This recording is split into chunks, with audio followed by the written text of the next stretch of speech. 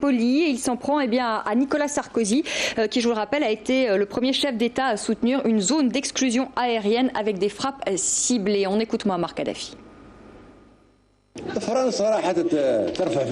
La France dit qu'elle va tirer sur la Libye. Attaquer la Libye? Mais comment? Vous pensez que la Libye est sous votre contrôle?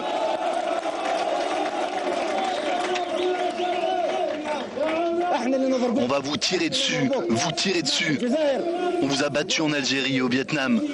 Nous sommes les seuls qui peuvent vous battre. Vous voulez que l'on soit votre cible? Alors venez, je vais vous montrer. Ici, ce sont les vrais hommes, les martyrs. Ici sont les héros. Ils sont là. Delphine, on l'a entendu, on va vous tirer dessus. C'est quand même extrêmement violent. Est-ce qu'il vous a tenu le même discours hier à Tripoli, Delphine? Et que vous a-t-il dit sur Nicolas Sarkozy? Est-ce qu'il vous en a parlé, Son discours, oui, sur Nicolas Sarkozy, il l'a réitéré plutôt à un titre personnel, je dirais. Il était très remonté contre celui qu'il appelle son cher ami. Il insiste sur le terme cher ami Nicolas Sarkozy. Il m'a à nouveau en effet répété que d'après lui, le président français est fou, qu'il est atteint de trouble mental. En fait, il se dit déçu par Sarkozy, d'autant plus qu'il affirme avoir financé sa campagne électorale. Il refuse de donner un montant exact, il refuse de fournir des preuves quand on lui en demande. En revanche, c'est l'affirmation qu'il donne, c'est qu'il est convaincu, il est persuadé que le jour où toutes ces informations sortiront, eh bien, le président français risque de tomber. C'est ce que dit Mouammar Kadhafi quand on l'interroge à ce sujet. Merci beaucoup Delphine Minuit, envoyée spéciale du Figaro à Tripoli. Antoine Glaser, Kadhafi qui pourrait financer une campagne présidentielle en France, est-ce que c'est surprenant? Est-ce que ça tient la route? On attend. Lui qui finance beaucoup de chefs d'État africains. On attend de voir les chèques, etc. À part ça, c'est vrai que des pays comme la Libye savent très bien aussi financer un certain nombre d'associations ou autres, faire pour leur propre lobbying. On voit ça sur l'ensemble du continent africain et ailleurs. Donc on va voir. Mais c'est quand même quand Saïf el-Islam, le fils du colonel Kadhafi, habituellement quand il dit un truc, souvent il va avoir quelques preuves. Mais qu'est-ce que c'est? Comment? Est-ce que c'est directement un chèque autorisé à l'UMP? Est-ce que c'est une association le fils Kadhafi a une fondation d'aide humanitaire? Est-ce que c'est par ce type d'organisme et autres? Mais ce qui est important à comprendre, c'est les relations franco-libyennes. Les relations, il y aurait de quoi écrire un roman incroyable sur les relations franco-libyennes. Depuis finalement la colonisation, la France était déjà en guerre avec la Libye. La France soutient le Tchad contre la Libye pour la bande d'Aouzou. Et maintenant on se retrouve finalement inversé avec une petite période en 2007 où finalement Nicolas Sarkozy a été plus loin que les autres chefs d'État européens pour dérouler le tapis rouge de colonel Kadhafi, parce que la France était en retard par rapport aux États-Unis, aux Italiens, aux Anglais. Et maintenant on sent on revient dans une relation souvent franco-africaine, mais la franco-libyenne, dans un côté passionnel et qui est un peu... La France n'a pas à être en première ligne, c'est l'Europe qui devait être en première ligne sur la Libye. Paul Quillès, est-ce qu'il a été courageux, Nicolas Sarkozy? Moi, j'entendais vos échanges et je me disais que bon, tout ça aura un intérêt historique peut-être, mais aujourd'hui, on est dans l'urgence. Et la question que je ne peux pas m'empêcher de poser avec beaucoup de monde, c'est pourquoi a-t-on autant attendu? Alors, je crois que la réponse, elle est finalement dans la bouche de Barack Obama, qui dit il faut qu'on intervienne, mais tant qu'il n'y a pas d'image terrible, tant qu'il n'y a pas d'émotion forte dans la communauté internationale, on ne peut pas le faire. Il l'a dit d'une autre façon, mais c'est ça que ça veut dire. Ça veut dire qu'il faut qu'on voit du sang, il faut qu'on voit des massacres, il faut que la communauté internationale soit scandalisée pour que les États-Unis acceptent d'intervenir. Et de fait, il y a eu une évolution des États-Unis depuis quelques jours. Mais ce qui est terrible, c'est que cette intervention, qui, je l'espère, pourra se faire dès demain, tout de suite, si elle avait eu lieu il y a 15 jours ou 3 semaines, on ne serait pas en train d'avoir la discussion que nous avons aujourd'hui. Parce que essayons d'imaginer ce qui se passerait si, et ça n'est pas impossible, si Kadhafi vient écraser Benghazi malgré toutes les difficultés? Parce qu'il y a là des gens qui s'en vont, mais il y a des gens qui vont se battre jusqu'à la mort et qui n'ont pas beaucoup de moyens, pas beaucoup d'armes. J'ose espérer qu'il y ait eu quand même une circulation d'armes. Je vous interromps parce qu'on va prendre le colonel Kadhafi donc, qui s'adresse aux habitants de Benghazi. Priorité au direct sur France 24. Côté de l'autre, par des bateaux. Qu'est-ce qui s'est passé? Maintenant, on veut vous transformer en mendiant. Vous allez mendier dans les rues. C'est quelque chose qu'on ne peut pas accepter. Est-ce que vous acceptez cette humiliation? Est-ce que vous acceptez cette bassesse? Si le monde entier veut nous battre, nous sommes prêts. Même s'ils veulent nous envoyer des bombes atomiques, nous n'allons jamais renoncer à notre pays. Nous avons nos enfants, nous avons notre jeunesse. La décision est prise. Nous nous rendons dans votre ville. Nous vous demandons de quitter cette ville. Aucune merci avec les traîtres. Nous allons les chercher mur par mur.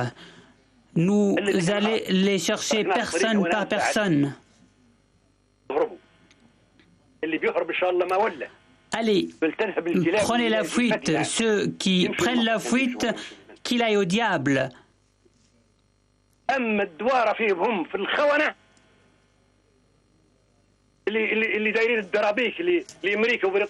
Ces traîtres qui collaborent avec les Britanniques et les Américains, qui collaborent avec les nouveaux colonisateurs. Et demain, les Européens et les Américains vont venir à Benghazi avec toutes leurs armées, toute leur puissance.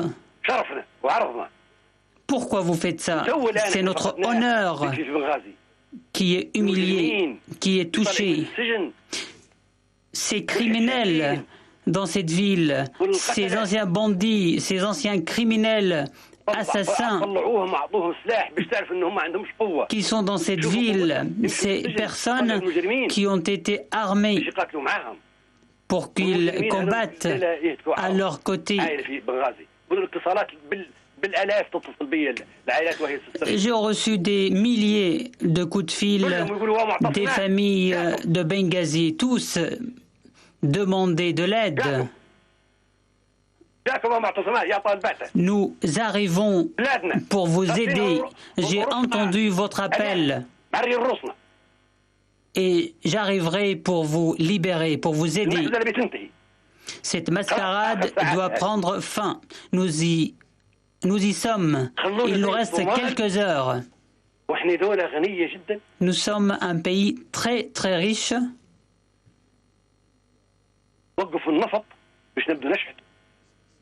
Or, le pétrole a été endommagé et le grand projet du fleuve artificiel est arrêté.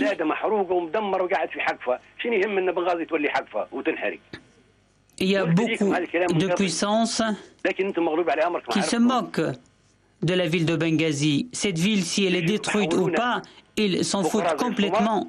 Pourquoi vous acceptez de devenir aussi pauvre que les Somaliens alors que vous étiez riches?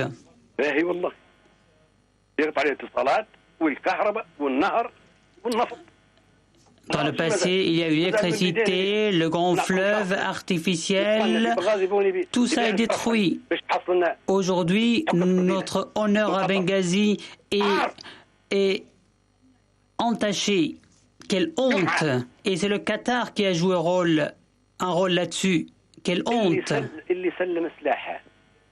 C'est lui qui se rend, celui qui restitue, qui rend les armes, celui qui reste chez lui sans armes, il sera exonéré, il sera épargné.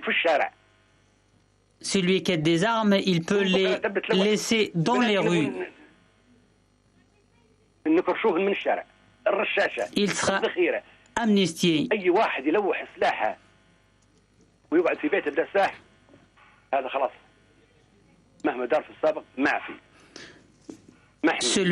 Je répète, celui qui rend ses armes, malgré tout ce qu'il a fait dans le passé, il sera amnistié.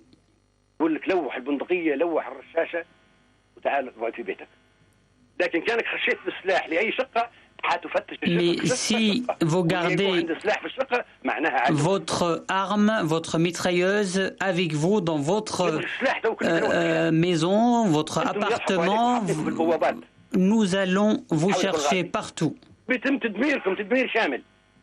Vous serez... Nous ne voulons pas que vous soyez détruits. Soyez tranquilles, restez chez vous. Ceux qui veulent sortir de Benghazi, qu'ils le fassent. Qu'ils aillent dans toutes les villes voisinantes ou ailleurs. Vous êtes libres.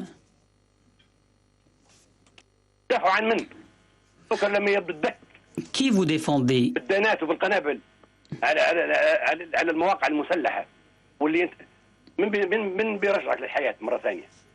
Demain, quand il y aura des bombardements contre les sites militaires stratégiques, qu'est-ce que vous allez devenir? Mais vous êtes des idiots. Vous serez tués pour rien.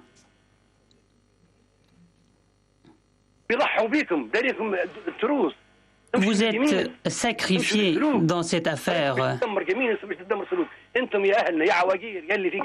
Je m'adresse à vous, les vieux, les vieilles personnes. Vous êtes nos familles. Je me suis adressé à vous plusieurs fois pour empêcher les jeunes de porter les armes.